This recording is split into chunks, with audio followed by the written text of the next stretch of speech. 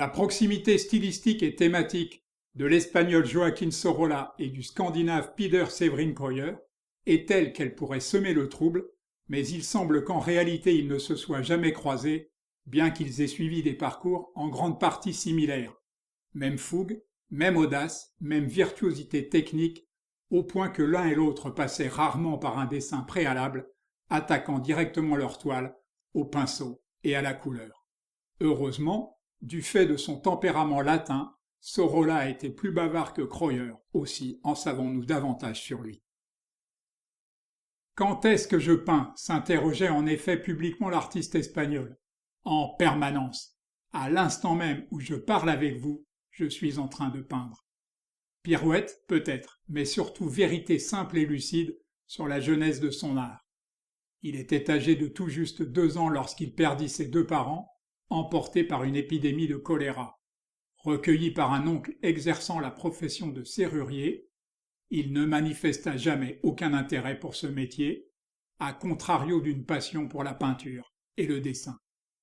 L'oncle et le neveu trouvèrent alors un terrain d'entente, le premier inscrivant le second à l'école des artisans de Valence, décision qui fut fondamentale, dans la mesure où Joaquín Sorolla y reçut une formation autant classique que pratique, au bout du compte très profitable à son insolente facilité.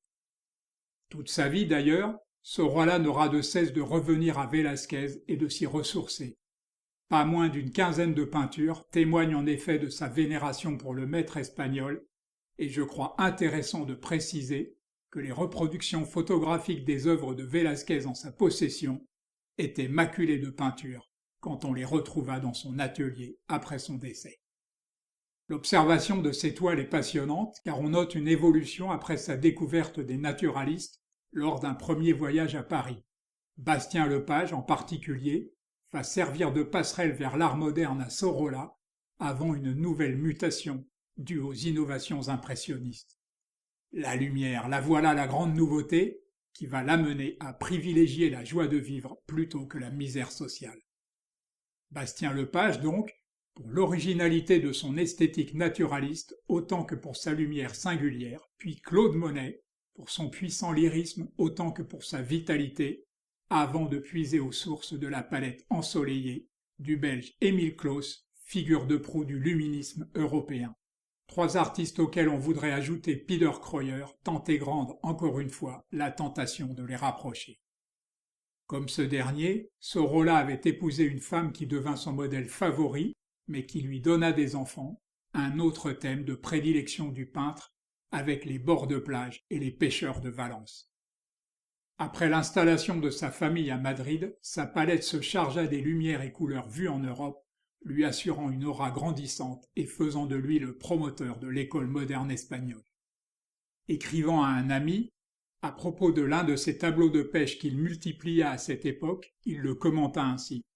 Il s'agit d'hommes qui ramassent des filets au sol. L'effet produit est étrange et dur, les couleurs sobres, noirâtres et vigoureuses. J'en suis content, même si le résultat n'est pas aussi animé et joyeux que cette esquisse. Car comme à son habitude, il avait peint sur la lettre une réduction du tableau en cours. Joaquín Sorolla ne boudait pas les honneurs et jouissait de sa réussite, aussi serait-il sans doute heureux d'apprendre qu'il est aujourd'hui considéré en Espagne comme l'un des grands artistes du pays, à quelques encablures à peine, de Diego Velázquez et de Francisco Goya, une sorte de chaînon manquant entre ce dernier et Pablo Picasso.